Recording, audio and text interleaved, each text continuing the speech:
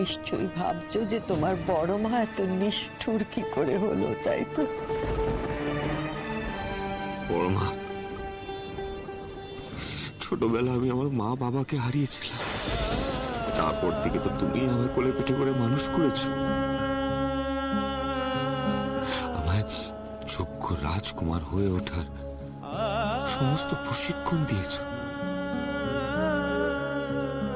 বড় মা, তুমি তো আমাকে কখনো মায়ের অভাবই বুঝতে দাওনি।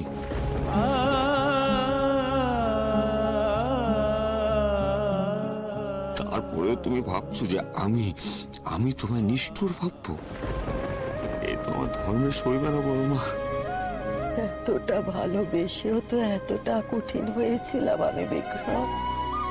তোমাকে আমি মৃত্যুদণ্ড।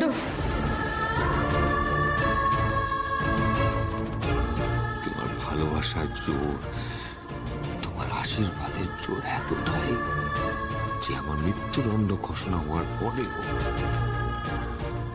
দেখো আমি জীবিত।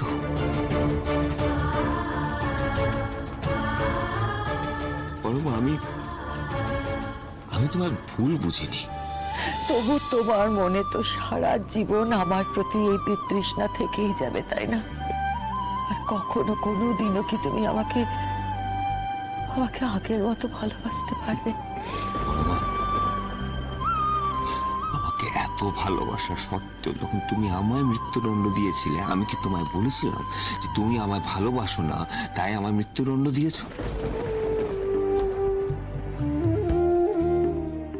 তা ভাবিনি বড় মা, তুমিও তা ভেবো না। তুমি হাজার কঠোর শাস্তি দিলেও আমি তোমায় কখনো ভুল বুঝবো না বড় মা। আমি যে তোমায় বড্ড ভালোবাসি। জীবনে আমার কোনোদিনও আসবে না যেদিন তোমার প্রতি আমার ভালোবাসা বিন্দু মাত্র কমে যাবে। যা বলার তা পরিষ্কার বলো। বিক্রমের মৃত্যুদণ্ড ঘোষণা হওয়ার পরও বিক্রম বহাল তবিয়তে জীবিত আছে। কি উপায়ে বিক্রম জীবিত আছে বৌদিদি?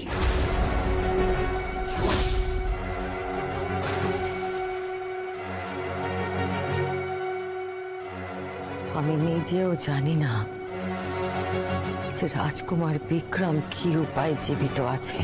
আমি বয়সে ছোট হলেও শিশু নই। বিক্রমের মৃত্যুদণ্ড কার্যকর হবার প্রমাণ জল্লাদ রঘুবীর এই ভরা রাজসভায় দেখিয়েছিল। তারপরও বিক্রম বহাল তবিয়তে জীবিত। এটা কি শাসন ক্ষমতার অপব্যবহার নয়? এটা কি অরাজকতা নয়? নাকি একে তুমি মহা জাদু বলবে বৌদিদি? কি বলছো কি তুমি কঙ্কাবতী? আমি শাসন ক্ষমতার অপব্যবহার করব? তুমি কি আজকে নতুন করে চিনছো আমাকে? প্রশ্নটা চেনা অচেনা নয় বৌদিদি, প্রশ্নটা সুশাসনের। ঠিক, তোমার কথাই ঠিক কঙ্কাবতী। যাকে মৃত্যুদণ্ড দেওয়া হয়েছে সে বেঁচে থাকে কি উপায়?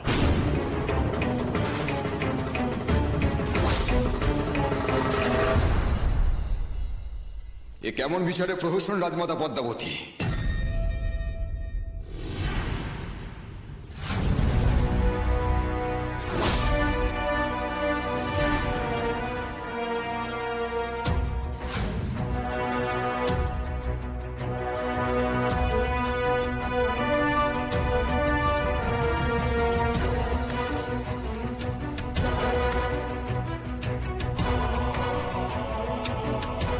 মহারাজ আদিত্যনারায়ণ।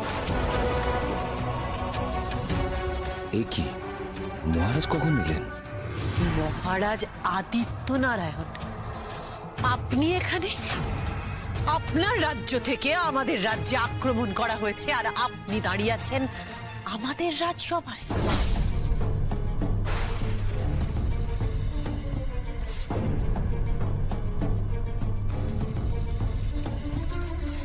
আমি তো কিছুই বুঝতে পারছি না।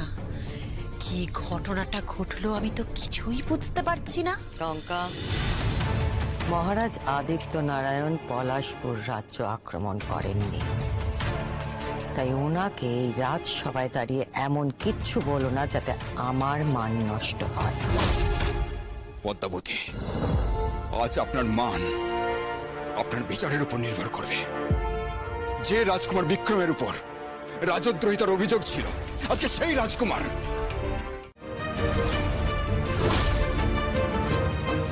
রাজমাতা, প্রহরীদের কাছ থেকে বাইরে আমরা সব শুনেছি। আমাদের পরম সৌভাগ্য যে রাজকুমার বিক্রম এখনো বেঁচে আছেন, আর রাজকুমার বিক্রম একা গুপ্ত সেনাদের সাথে লড়াই করে আপনার এই রাজ্যকে বাঁচিয়েছে রাজমাতা। হ্যাঁ পদ্মাবতী, দেখুন আপনার বিচার ক্ষমতার উপর আমার পূর্ণ আস্থা আছে, কিন্তু একটা প্রশ্ন থেকেই যায়। এটা তো ঠিক যে আজকে যদি বিক্রম না থাকতো তাহলে পুরো পলাশপুর ধ্বংস হয়ে যেত।